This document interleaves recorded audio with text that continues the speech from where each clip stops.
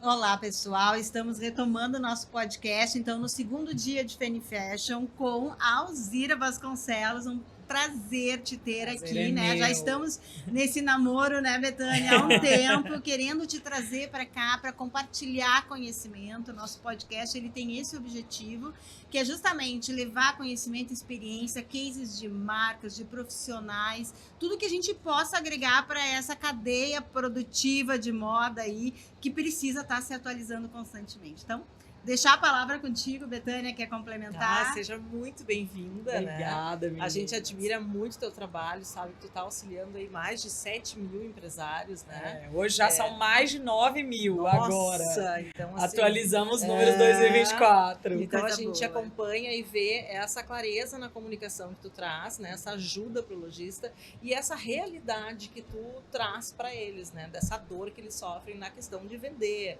né? Como se posicionar. Então, é um prazer te ter aqui na Feni. Vou deixar tu O prazer é todo meu. E, ó, o namoro estava sendo recíproco, tá? Essa conquista aqui à distância estava sendo, para mim, uma honra estar aqui com vocês. Obrigada de coração pelo convite. Espero agregar aí. Já tô amando estar por aqui nesse evento incrível. Tô apaixonada já.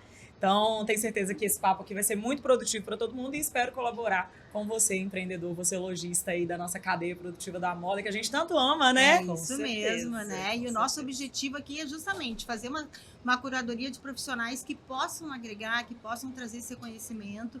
Hoje de manhã nós conversamos com um grupo aqui também, com as meninas. Eu disse, vocês conseguem falar de uma cadeia que é tão complexa, mas de uma forma tão leve. E aí elas falaram que é a paixão pelo trabalho. E eu acho que isso é algo que nós todas compartilhamos, é o que move o negócio de moda, sabe que é duro, é difícil, né? O mercado ele vai mudando, mas a gente precisa, a gente que é apaixonada por isso, como o teu trabalho aí de ensinar, de compartilhar. Eu queria que tu falasse um pouquinho da tua trajetória. Inicialmente, falando de amor à moda, foi assim que eu caí nesse mercado. Eu tenho 15 anos, estou completando esse ano 15 anos de carreira, e eu entrei na moda de sonho mesmo, de desejo, de algo a mais no coração. Eu falo que a gente não escolhe a moda, é a moda que escolhe a gente. Verdade. E eu brinco, inclusive, que é por isso que tanto lojista trabalha tanto tempo sem ter lucro, sem resultado financeiro, porque gosta tanto, ama tanto, que vai insistindo naquele sonho ali. Eu sempre tive o desejo de trabalhar com moda, não sei de onde surgiu isso, não é de família, não é nada. E eu inseri na moda no meu primeiro período de faculdade, sendo camareira em semana de moda. Então, eu sou mineira, lá em Minas tem o Minas Trend Preview. Sim. E eu iniciei no Minas Trend Preview, calçando sapato em modelo, fechando zíper de roupa, conferindo casting, conferindo se os esmaltes estavam de acordo. E ali foi a minha primeira grande escola do mercado de moda. Então, logo no primeiro período da faculdade. Ao longo da faculdade, ao longo da semana de moda, eu fui sendo promovida, fui me desenvolvendo. Passei a ser assistente da assistente, depois produtora, depois coordenadora de backstage. E aí eu fiz uma longa carreira ali por trás dos bastidores, realmente. Sim. Trabalhei em revista de moda, fazia catálogo, fui produtora, fui assistente de grandes stylists. E aí, quando eu tinha uns 5 anos de carreira, eu sempre tive uma pulguinha na minha cabeça que eu falo que o varejo, ele é outra coisa que pulsa dentro da gente. Quando você nasceu para trabalhar no varejo, não adianta. E embora eu ouvia também dos meus professores na faculdade, Alzira, você é a cara do varejo, você tem que trabalhar com varejo. E eu não tenho ninguém na família do comércio, não entendia bolhufas do comércio. E aí, no meio desse processo, eu estava trabalhando já, estava muito bem estabilizada como produtora de moda, só que eu tinha essa pulguinha, eu sentia que o mercado, até então, a gente está falando ali de 2012, 2013, o mercado ainda era muito desconexo, as pontas, né? Sim. O bastidor da moda, o holofote, a passarela, a revista, o marketing da moda era muito distante da realidade do consumidor. E aquilo me intrigava muito, porque era como se a gente fizesse um mega show. E Sim. quem era o público do show não estava entendendo nada. E aí, no meio desse caminho, a Riachuelo estava passando por um processo de contratação. E aí, no meio desse trâmite, eu tinha tido uma colega de sala de aula. E aí, por que eu gosto de contar esses detalhes? Porque eu sempre falo que o caminho do sucesso a gente escolhe ele, a gente decide por ele. E o networking, as conexões sempre abrem portas pra gente. E essa colega foi me perguntar se eu tinha pessoas para indicar. E eu falei, eu. E aí, todos os caminhos me levaram ao varejo. Foi assim que eu entrei no varejo.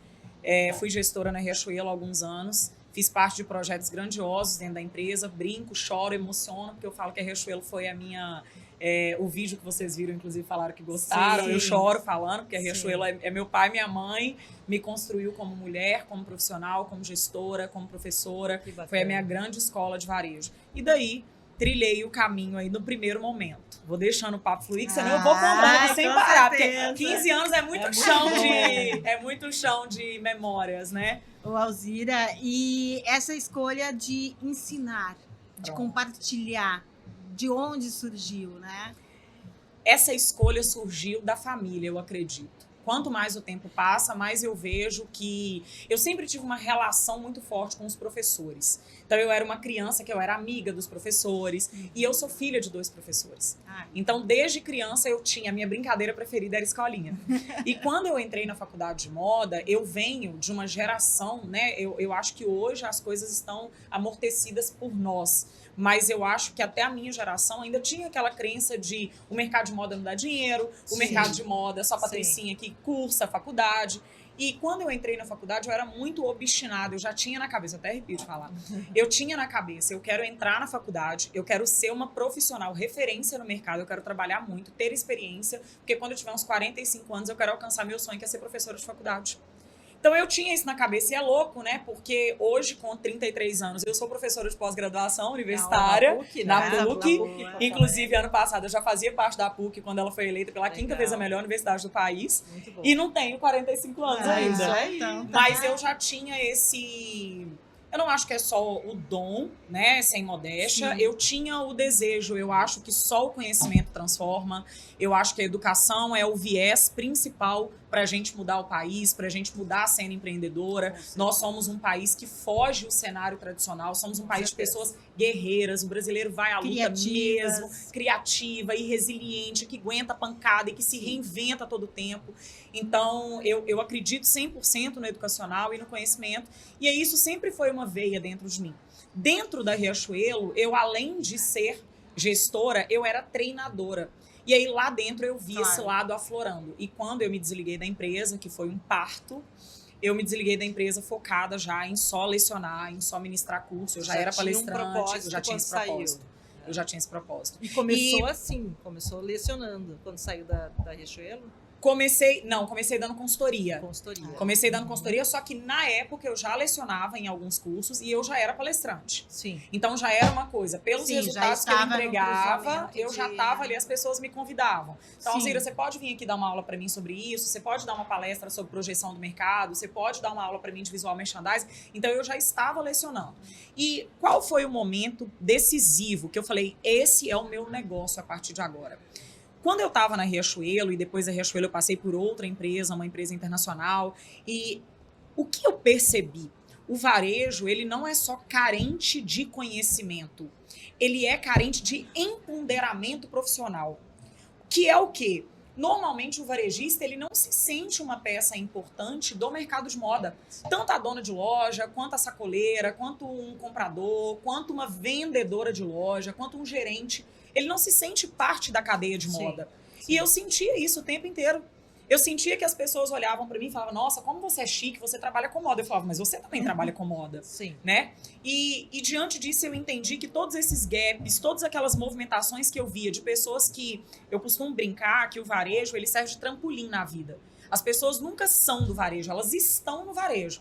Na hora que elas constroem uma carreira, na hora que elas constroem outros objetivos, principalmente financeiros, elas vão embora do varejo. E eu entendi que ele acaba sendo uma escola. É uma escola. Para depois direcionar para o foco. E aí a minha indignação pela minha paixão pelo varejo, pela minha paixão pela moda, é que eu entendia que a ausência de conhecimento, de domínio sobre a parte técnica mesmo, sobre a vivência, sobre a parte estratégica, era o que fazia essas pessoas não se sentirem felizes nas suas carreiras e nos seus negócios, né?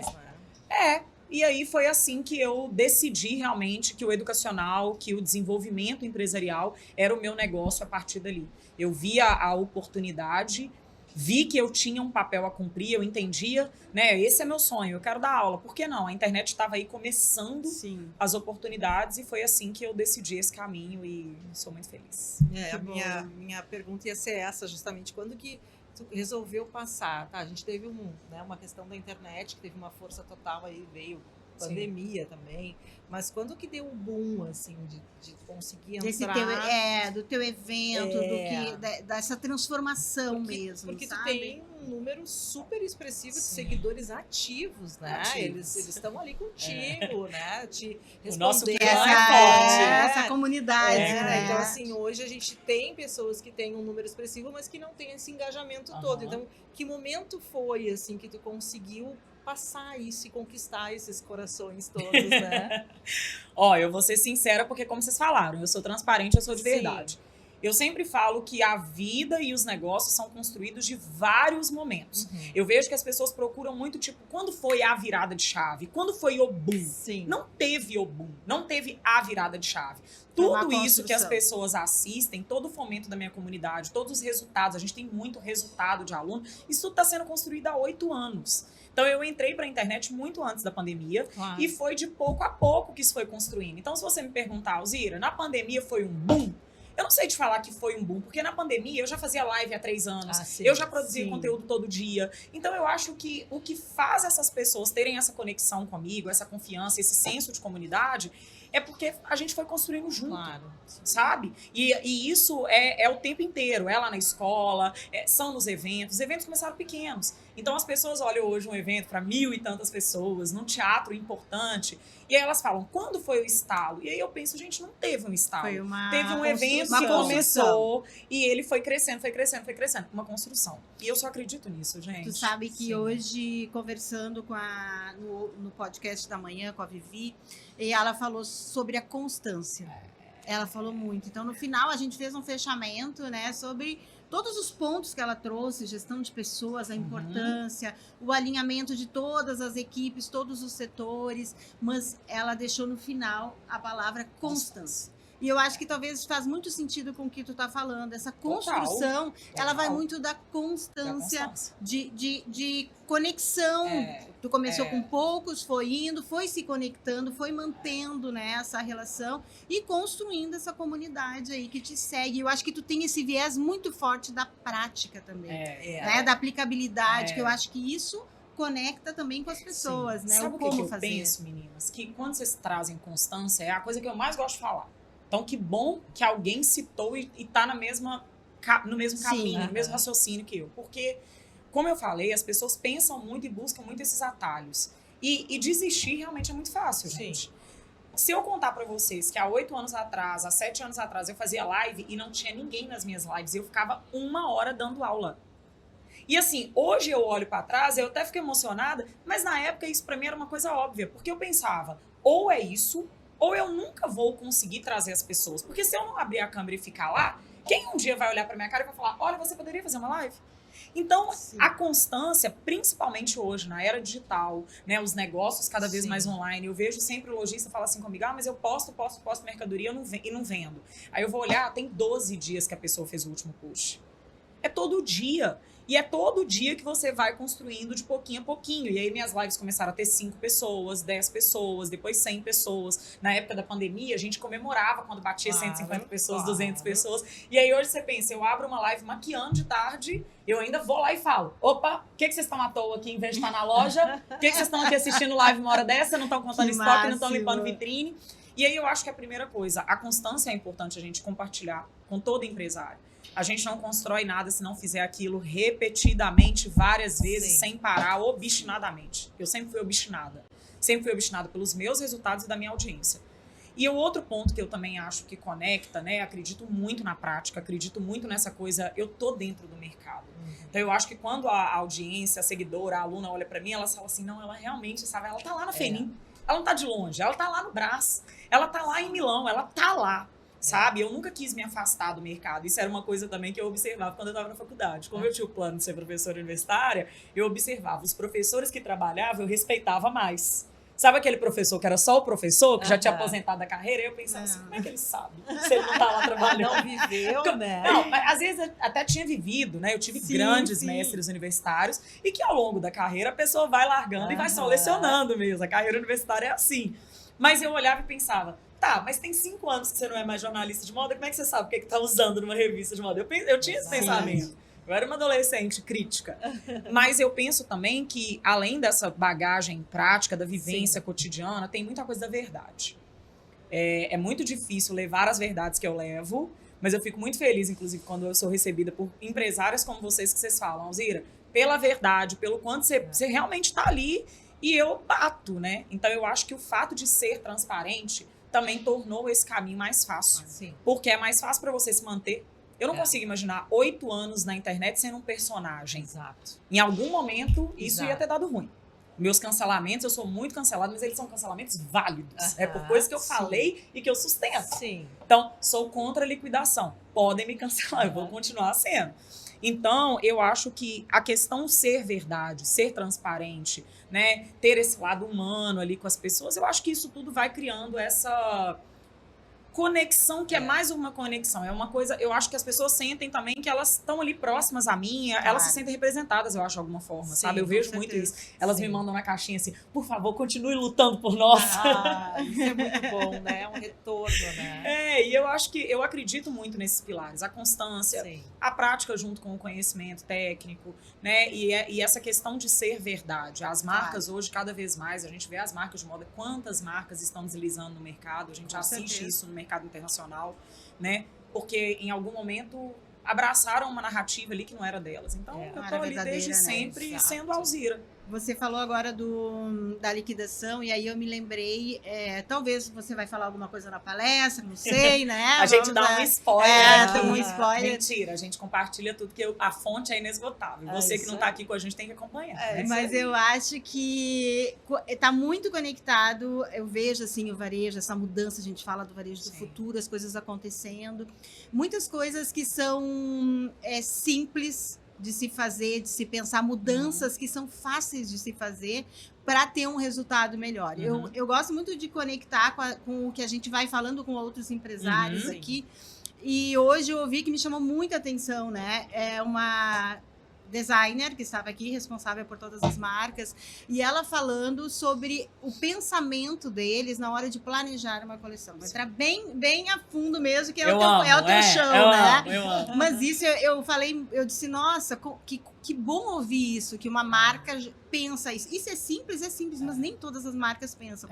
Então, quando ela pensa na estratégia de criar uma coleção, ela diz que ela já pensa que elas se conectem, ou seja, se sobrar algum produto da coleção passada, o que ela está entregando de novo, ela já pensa de uma forma que aquele produto pode ser usado, pode ser inserido nessa coleção nova.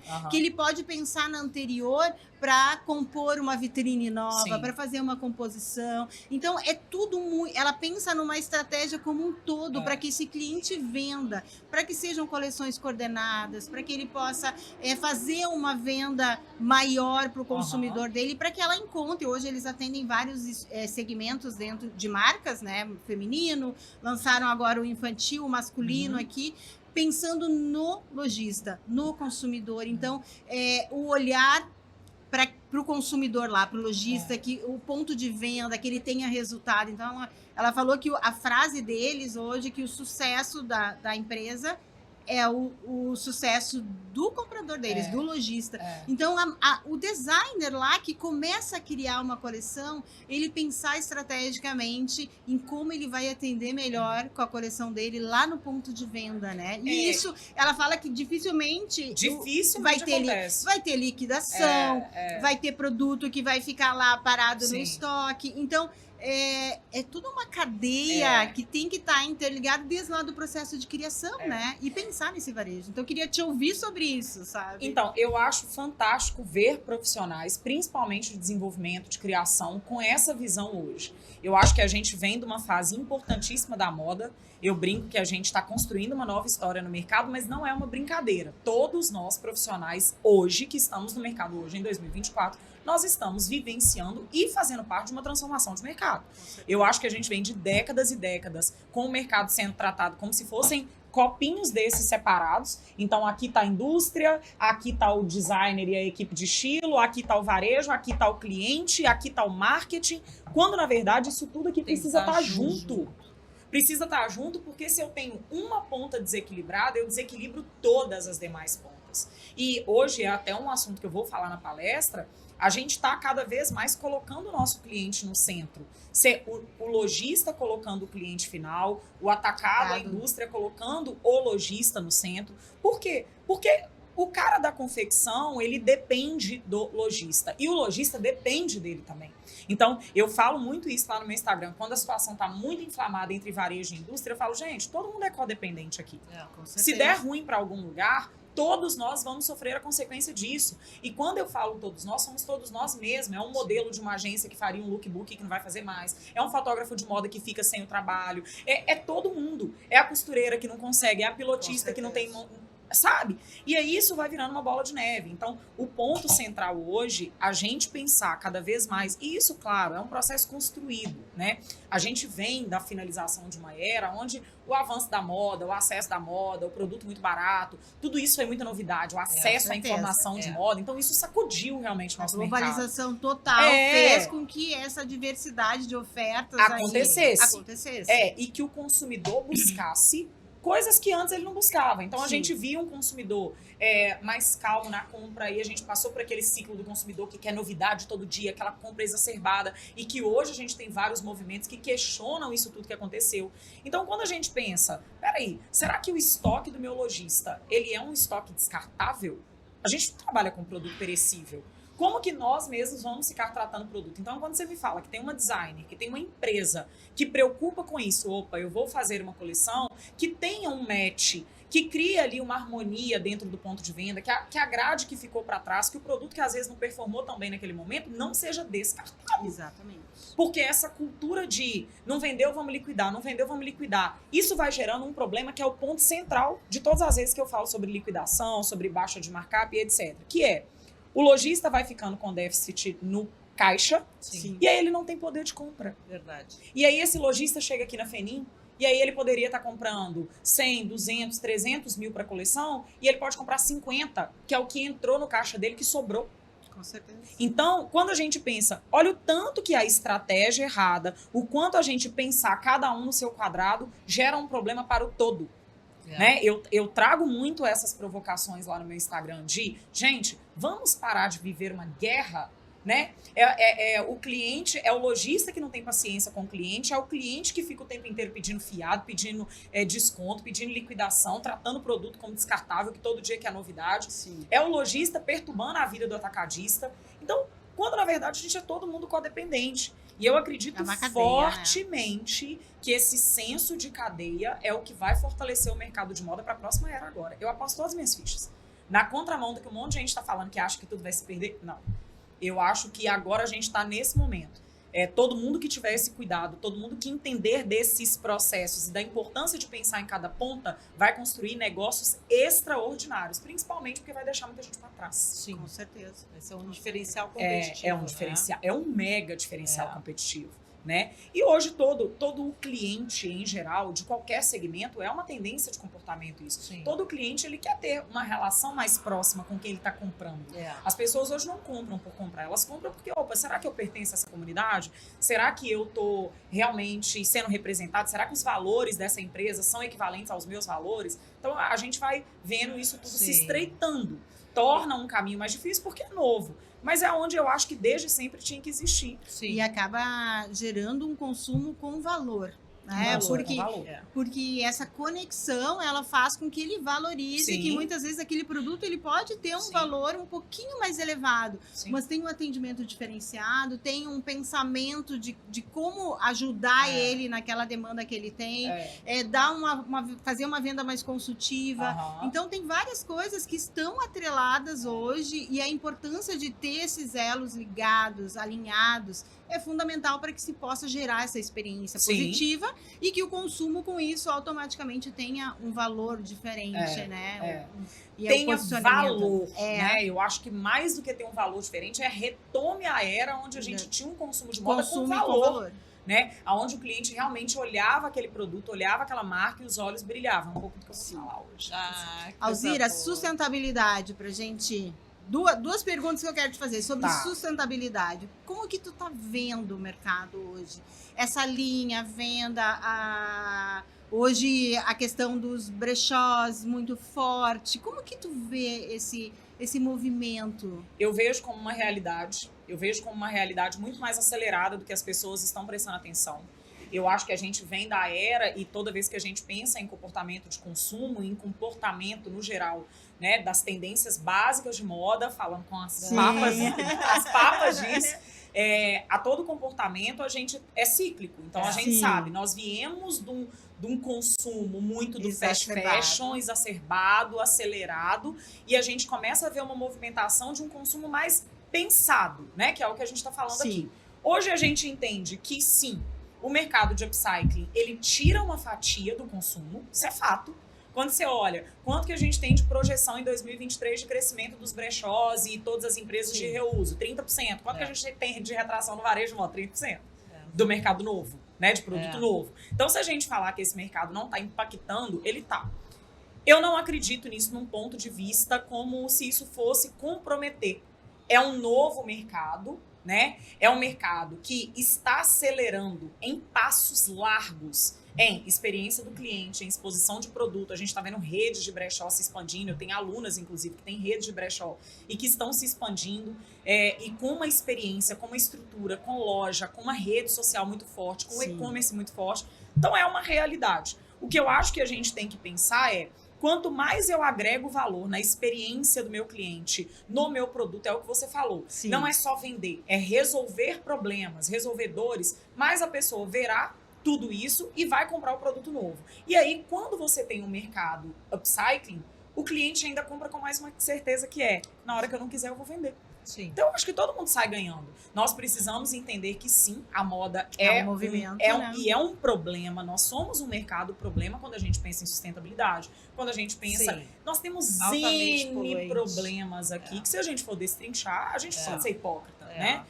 E eu acho que essas manobras a gente precisa sim. Precisamos repensar, precisamos pensar em novas práticas. Hoje a gente já tem na moda maquinários, tinturarias e que, né, já diminuíram drasticamente o impacto que a nossa cadeia gerava para o meio ambiente em si. Mas eu acho que ainda mais do que só a sustentabilidade como práticas de reuso, de menos produto novo no mercado, porque a gente tem muito produto no mercado. Então, se a gente pensar, quanto que também esses brechós não estão fomentando o consumo? Porque a gente tem que pensar nisso. Com certeza. Quanto que as pessoas não estão comprando mais hoje porque elas sabem que elas vão vender de forma facilitada, né? Com certeza. Isso também envolve o consumo. Para além disso, eu acho que quando a gente pensa no ESG como um todo, a gente precisa repensar muita coisa no mercado de moda ainda. E tem muitos... As lideranças... toda a parte de inclusão, a gente tem muita coisa para caminhar. E pensando em todos esses pilares, né? Eu acho que o varejo é um ponto que pode... Hoje a gente já tem vários cases de marcas, de empresas, de redes que já estão fazendo ações mais pontuais, abrangendo todos esses elos aí da sustentabilidade. Então, acho que é uma urgência realmente, né? Mas com um pensamento mais aberto, mais leve também, sabe? Criativo, não sei se vocês percebem isso. Isso mesmo. Eu vejo esses diálogos de sustentabilidade, de tudo que envolve o que a gente está falando aqui, mais leve hoje. Eu acho que todo mundo entendeu que, né, isso não é uma ameaça, que é importante a gente pensar no todo. Então, eu sempre só vejo o lado positivo. Não é porque eu ignoro o lado negativo, é porque eu acho que para toda transformação vai ter ali uma fatia de quem enxergar aquilo como oportunidade. Então, eu acho que quanto mais concorrência a gente vai tendo, mais o mercado vai se capacitando, vai se profissionalizando. E a única coisa que eu penso e sempre falo assuma suas bandeiras e seja verdadeiro nisso, né? Porque o que a gente viu aí nas décadas para trás de empresas que se diziam sustentáveis, com lideranças inspiradoras e que ao longo dos anos foram sendo desmascaradas, eu acho que a moda já fez escola com isso. Então, eu acho que hoje a gente está na era da verdade, a informação chega muito rápido, todo mundo é desmascarado rápido, é cancelado rápido. Então, eu acho que sendo real, né, aquilo ali que aquela empresa está levantando a bandeira, esteja alinhado com o posicionamento, esteja alinhado com o posicionamento, tá tudo certo, todo mundo vai sair ganhando. Isso mesmo. E tecnologia, inteligência artificial,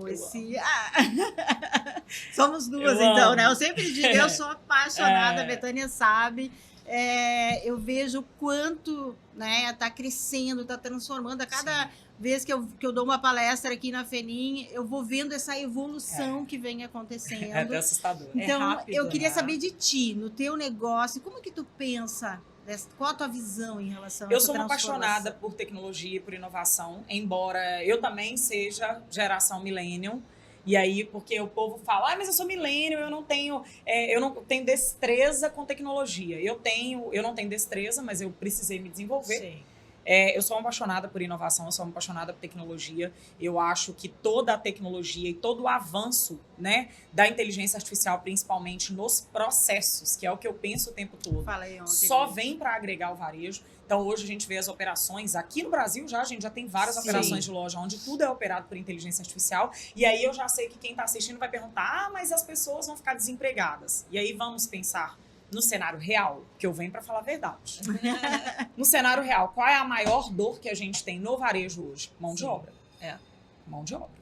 É o maior problema. Se você passar em qualquer shopping, na indústria também. E se você passar em qualquer shopping, qualquer galeria, qualquer centro comercial, qualquer calçada, você vai ver uma chuva de placas. E se eu tenho hoje sistemas que conseguem sanar esse buraco, de forma eficiente, de forma segura, de forma ágil, com uma boa experiência para o cliente, por que não utilizar? Nos meus negócios eu utilizo de tudo. Então, isso é uma coisa, inclusive, hoje a gente está passando por um processo de IA, porque a gente está fazendo uma pesquisa de satisfação de NPS lá na escola com os nossos alunos, e quanto eu vou conseguir melhorar a experiência do meu aluno, que é um propósito que eu tenho. A minha escola precisa cada vez mais ofertar uma melhor experiência para o meu aluno. Sim. Não é para a Alzira, para os holofotes da Alzira, para o Instagram da Alzira, é para o meu aluno. O empresário que estuda comigo, ele precisa estar 100% satisfeito. Olha quanto a gente consegue agilizar hoje, né? Em milhares de pessoas, eu consigo montar rápido aquelas respostas, eu consigo montar rápido um plano de ação. Então, eu analisar esses dados, analisar esses de uma dados. Forma, um profissional que teria que ficar em cima desses não, e números, anos, né, gente? Então, A gente que é velho de assim, mercado, a gente é jovem, mas a gente é velho de mercado. A gente que é velho de mercado, a gente sabe quanto tempo demoraria para isso, né? Eu estava vendo agora os provadores com inteligência artificial e eu estava pensando, como eu fui gestora de grandes empresas, quanto a gente perdia por contagem. Vou dar um exemplo simples. Por contagem errada na entrada do provador, contagem de peça errada. Hoje, você coloca uma inteligência artificial lá, aquela pessoa do provador normalmente estaria mexendo no celular. Sim. Ela pode ser alocada em um outro lugar, onde ela vai ter mais utilidade, inclusive, né? Porque não está faltando. Quem está pensando que a inteligência artificial está deixando pessoas desempregadas, não está faltando. Pelo contrário, gente, a gente segue precisando de gente qualificada, de gente com vontade realmente de trabalhar. A gente entra no provador hoje com IA. Esse provador faz tudo, ele acende a luz da cabine, então eu tenho uma economia de energia, ele faz a contagem das peças, ele faz a devolução das peças, quanto de processo, de furto, de tudo que eu consigo encurtar, né? Então eu só penso pelo lado da utilidade, e eu penso que o lojista, falando aqui para quem eu tenho lugar de fala, o problema do lojista hoje, quando a gente fala de tecnologia, quando a gente fala de uso de dados, quando a gente fala de inteligência artificial, é que as pessoas criaram um bloqueio. Por ser novo, elas acham que é tudo muito distante. Difícil. É tudo muito difícil. Eu não vou conseguir aprender. Aí eu sempre brinco lá, eu falo, gente, vocês esqueceram que a gente vem do computador de caixa? Que a gente teve aula de informática na escola para aprender a mexer no Paint. Né? E hoje a gente tá aqui. Olha o tanto de equipamento, a gente tá aqui postando vídeo, fazendo live e mexendo em smartphones de tudo quanto é tipo. Então é se abrir para aprender. É uma coisa um tanto quanto louca. Tem hora que eu escuto minha própria voz na inteligência artificial e falo, não, isso é brincadeira. Isso aí eu não falei, não. Outro dia minha equipe gravou lá. Eu, Alzira, estou afirmando que se vocês baterem meta, eu vou pagar um churrasco com tudo, bebida, open bar. Aí eu falei, eu não falei isso, isso foi uma inteligência artificial. Só que aí a gente pensa, quanto que hoje a gente perderia em comunicação e em processos? Eu só penso nos processos. E faz com que o profissional também busque fortalecer o seu conhecimento, aprendizado, buscar criatividade para poder agir em funções e processos. Esses processos ficam para quem, para a inteligência que consegue te entregar com mais agilidade. E o profissional, ele possa se dedicar a uma área mais criativa, mais estratégica. Então, eu acho que uma área pensante, de fato. Não operacional. Não perde o seu trabalho. Não, né? Ele deixa jamais. de ser operacional para ser criativo, para ser mais estratégico. E sabe o que eu penso? Além disso, o nosso mercado, como um todo, todas as pontas, ele é muito cheio de pontos muito minuciosos. Então, quanto mais eu tenho... Vou pegar aqui. Eu nunca vi uma costureira que não fala que está sobrecarregada. Eu nunca vi um visual merchandising que não fala que está sobrecarregado. E eu tenho lugar de fala como VM. Sim. Eu nunca vi uma operadora de caixa de uma loja falar que não está sobrecarregada. E não é porque essas pessoas colocam terror. Não, é porque tem muito detalhe. Se eu tenho sistemas e eu tenho coisas que me ajudam a encurtar esses caminhos, essas pessoas vão ter tempo, inclusive, para entregar um trabalho com mais qualidade. Com mais qualidade. Né? Eu dei o exemplo aqui do provador com a inteligência artificial. Você pensa, quantas coisas uma pessoa, uma operadora de provador, ela faz ao mesmo tempo? Porque ela conta a mercadoria que está entrando, ela administra e toma conta daquelas cabines ali para evitar alguma movimentação, algum furto. Ela faz a conferência no final, ela ainda tem que fazer o encabidamento, o processamento, a passadoria da mercadoria para voltar para o PDV. Pra voltar. Então, E é um será processo que se realmente, repete com uma será que chance hoje de essa uma margem pessoa de não erro, pode né? estar lá simplesmente, que é o que eu estou vendo em todas as operações onde eu vi Sim. testando, tanto no Brasil quanto fora, eu vi testando esse provador com IA, o que eu vejo é os operadores de provador estão lá para quê? Para reorganizar aquela mercadoria. Sim. Por quê? Para passar novamente, para garantir o VM, para fazer o abotoamento. A gente é do mercado que tem muito detalhe. É. Então, se eu tenho coisas que podem facilitar a minha operação, por que não? Por que eu vou achar que isso está roubando o lugar de alguém? Não, gente, está todo mundo sobrecarregado. Com certeza. Pergunta para uma operadora de caixa, você quer operar o caixa com caderno ou com sistema? Todo mundo vai responder com sistema. É um fato. Com É. certeza. É uma coisa básica, mas É uma coisa básica. é um exemplo muito real, É. né? Que não é essa praticidade que a inteligência artificial acaba. É. A tecnologia, A em tecnologia si, como um né? A todo. transformação tecnológica É. acaba agregando aí para varejo. e É, eu indústria. acho que na indústria também, né? É. O que a gente tem hoje de Muito, aceleração, de agilidade no produto, de escala de produto, né? Será que sem tecnologia a gente conseguiria chegar nesse lugar, nessa velocidade? Já é uma realidade, né? Já é uma realidade, Pra é uma agregar realidade. mesmo, né? Eu não sou da turma que acha que a inteligência artificial é igual metaverso. Vai ser uma coisa que vai ser um boom. Não acho não. Eu acho que, principalmente no varejo, a gente já está vendo as operações, operação de caixa, operação de provador, operação de descarregar mercadoria, de entrada de estoque, tudo muito mais fácil, muito mais rápido. A própria Perfeito. entrega que a gente estava falando. Sim, também, ontem, né? Do ontem, mercado, que é o mercado Livre. Aham, Investiu milhões agora no nosso mercado e já Uhum. faturou no primeiro trimestre 344 bilhões, assim. Então, É. ele tá vindo e criando maneiras de fazer entregas em lugares inusitados, É onde, impressionante. né, para aumentar esse público dele, né? E eu acho que aumenta o público e todo mundo sai feliz. Porque eu, pelo menos, sou cliente deles e pra mim não existe nada mais satisfatório do que de noite eu estar fazendo meu chá e eu falar, gente, preciso de uma tomada. Adaptador de tomada é uma coisa que eu compro toda semana no Mercado Livre. Eu acho que na minha casa tem alguma coisa que possui os adaptadores de tomada. E aí, no dia seguinte, de manhã, antes de meio-dia, tá na sua casa. Então, assim, eu acho que isso entra neste outro ponto também de solucionar as dores dos clientes. As Sim. pessoas estão cada vez mais imediatistas. A gente está vendo isso na indústria da moda como um todo. Então, para mim, é muito claro. Está solucionando, a gente está encurtando processos, a gente está melhorando a qualidade de trabalho dos nossos funcionários, dos colaboradores da cadeia como um todo. A gente com só tem a certeza. ganhar. Sim. com E certeza. colocando esse cliente lá no centro, Lá no né? centro. A gente fala tanto sobre colocar o cliente no centro há tantos anos já, e cada vez mais a gente vê que essa é a estratégia do sucesso Sim. de qualquer negócio, Sim. né? De todos esses elos, do varejo, da indústria, tudo muito conectado. Sim. A gente tem que pensar que o cliente, ele eu não sou da teoria do que o cliente manda no negócio da gente, mas o cliente, ele é o nosso norteador, porque é para ele, né? Então, quando eu trago, por exemplo, o exemplo lá da escola, a minha escola precisa ter uma boa experiência para o aluno. É porque precisa fazer sentido para o aluno, não é para mim como professora. Né? Então, eu acho que isso em todas as pontas, a gente precisa pensar. E outra coisa, o cliente, ele dá todas as respostas que a gente está buscando. Quanto que a gente estar vê atento, de né? estilista, dono de marca, dono de loja, influenciador que fica fazendo perguntas e perguntas, tentando adivinhar a roda. Quando, na verdade, o cara ouve o seu cliente, a resposta está ali. Ele vai te falar onde que ele tem problema, quais são os problemas de autoestima dele, como que é a família dele, aonde ele vai, com o que ele trabalha, com o que ele frequenta, o que ele espera de você, quais são os valores. O cliente entrega tudo que você precisa. É verdade. Perfeito, muito bom, Alzira. Eu vou pedir Não sei as como dicas. como é que tá o nosso tempo. Deve ter passado.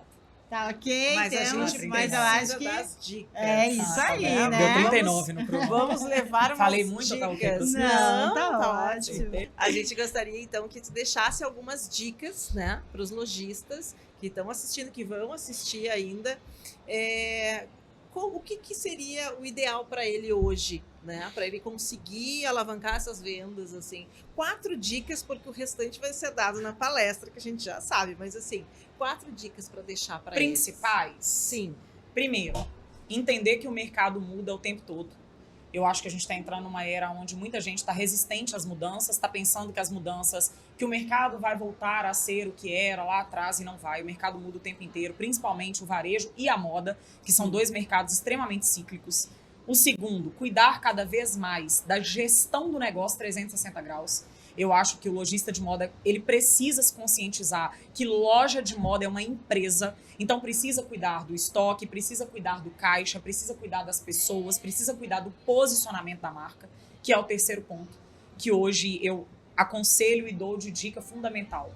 Para mim, só vai sobreviver no mercado marcas que forem bem posicionadas. Marcas que entenderem realmente de como planejar suas coleções, do que esse cliente quer comprar, do que ele precisa fazer para envolver esse cliente, como comunicar com esse cliente. E, por último, não descartar a grande possibilidade que a internet nos dá hoje, né? Eu acho que quando a gente começa essa entrevista falando lá da minha trajetória no online, eu sou uma prova viva disso, né? O podcast de vocês é uma prova viva disso. Quanto que a gente consegue alcançar na internet. E eu vejo que o lojista hoje, ele ainda está entendendo que dá para separar. Eu posso escolher não estar na internet. Não, você não pode. Então, eu acho que essas são as dicas principais. Entender que o mercado muda o tempo todo, cuidar da gestão em todas as pontas, 360 graus do negócio, ter posicionamento e cuidar desse posicionamento como uma marca realmente e não deixar de lado o poder que a internet tem. A gente fala cada vez mais de um mercado omnichannel e cada vez isso vai estar cruzado, né? Hoje você não separa uma loja online de uma loja física, mas tudo é codependente. A gente precisa gerar esse desejo, esse fluxo e as possibilidades infinitas. Quando você traz alguém do Mercado Livre aqui, essa pessoa fala o quanto faturou. É por quê? Porque elas venderam para quantos lugares, quantas cidades. Eu ainda acho que o lojista de moda ele fica muito preso ali na rua dele, no bairro dele. Quando você está na maior passarela do mundo, você pode vender para qualquer lugar. Se você tiver uma marca bem posicionada, bem cuidada, né? Uma boa estratégia e alinhada em todos esses pontos, cuidando da sua gestão de caixa. Eu acho que cada vez mais é importante a gente falar de gestão de caixa para o lojista de moda, né? Parar com essa compra de coleção sem planejamento, é para estar dentro da FENIM, é para estar dentro da FENIM como um comprador, como uma compradora realmente. Todo mundo só sai ganhando. Então, eu acho que essas são as minhas 4 dicas fundamentais. Perfeito. Já um ganchinho da FENIM. Importância da feira para o lojista. A feira de moda para o lojista. Indispensável. A importância, na minha visão, eu sou a que bato, é outra coisa que eu sou cancelada também, porque eu sou a que bato que tem que comprar no presencial, que tem que respirar negócio. Na hora que você entra numa feira como a FENIM, seu cérebro já liga para outro patamar empresarial, né? O networking, as conexões, a amostragem que você tem de fornecedor, que é uma questão hoje, né? As pessoas ficam dentro de casa, comprando, fazendo pedido por telefone, por computador. Será que ela realmente está tendo a visão da curadoria completa? Será que ela está vendo as oportunidades, as possibilidades de marca que enquadram dentro do mix dela? Então, para mim, é indispensável um lojista estar dentro de feira, estar em eventos como a FENIM, para além da feira, né? Porque a FENIM é uma feira que tem ainda outras coisas, tem os bate-papos, tem as palestras, tem o conteúdo. É o combo completo do que a pessoa precisa, porque realmente todo mundo reclamar, minha empresa não está performando bem, está retraindo, mas o que você está gerando de movimento? Né? Porque isso aqui é o movimento. Tá todo mundo aqui movimentando. Quem tá dentro de casa tá ficando para trás. Mas eu tô comprando a mesma mercadoria. Não é sobre mercadoria. É sobre todo o restante. Quantas vezes eu vejo uma marca lá na escola, as pessoas falam, a marca tal agora não vai vender varejo, não vai vender pro varejista mais, vai vender direto só, fechou a praça, não quer mais ser atacadista. E essa marca representava 70% da minha venda. Aí eu falo, cadê o seu mailing de possíveis fornecedores? Com certeza. Como você vai achar isso? Sim. Porque as pessoas falam, Alzira, você é a favor de lista? Você é a favor... Não, eu sou a favor que você seja empresário. Que você esteja dentro da feira, pesquisando, fotografando, tirando ideias, trocando com outros empresários, abrindo seu olhar, aprendendo com quem está aqui ensinando. Então, para mim, produto, né? Vendo produto pessoalmente, né? Então, eu acho que a gente sabe, na edição anterior, a gente conversou com uma equipe também de de representação, né? De Aham. representante de uma grande empresa. E a gente sabe que a internet, nesse caso, ela ajuda muito para quem compra, o lojista que compra, claro. para uma reposição, Sim. para comprar um produto que precisa com uma certa urgência, Sim. mas nada como estar aqui e aqui ter 1000 oportunidades de fazer uma boa negociação, Sim, de fazer o network, de conversar com o gerente, Sim. com o dono, o proprietário da marca, conversar com outros empresários Sim. e trocar experiência. Então, acho que é algo que essa presença aqui é indispensável, gente. indispensável. E eu acho que realmente, né? o corpo da coleção, né? Quando a gente pega as datas que a feirinha acontece, é o corpo da coleção. Sim. É a hora daquela virada de chave, é a hora de, tipo assim, opa, peraí, deixa eu começar a estruturar minha coleção aqui. Então é completamente diferente. Claro que a internet, ela facilita. Claro que a internet, ela encurta algumas coisas. Ela faz um complemento, Ela né, é um complemento, mas... E essa questão do relacionamento com o fornecedor é uma coisa que eu tenho batido muito na tecla. Inclusive, eu tenho 2 aulas ainda da minha escola que são novas, que eu gravei só sobre isso. Como construir e ser um comprador relevante para o seu fornecedor. Por quê? Porque hoje, com o tanto de empresa que a gente tem, o fornecedor vai dar preferência para quem ele conhece, para quem ele tem relacionamento, para quem ele já viu no tete-a-tete, para quem ele conhece a loja. Quem não é visto não é lembrado. Com certeza. Então, eu acho que eventos como a Feirinha, as feiras como um todo, elas são indispensáveis para o mercado. E o que depender de mim, os lojistas vão estar cada vez mais dentro de todos os eventos, porque eu sinto que isso também vira outras chaves e desperta outro desejo de crescimento e de empreender como um todo. Nossa, é uma aula, né? Muito bom. Muito Pessoal, bom. espero que tenham gostado dessa experiência, essa troca aqui com a Obrigada, Alzira. gente. Esse fechamento das dicas dela, eu acho que faz uma ligação perfeita. Acho que todo mundo muito alinhado, né? Todas as conversas. O talk que nós vamos ter agora, nós vamos falar sobre isso, sobre a importância do visual merchandising, da gestão de pessoas, a tecnologia. Então, acho que está tudo muito alinhado, né, com essas dicas fundamentais que você deixou aqui para quem vai nos acompanhar.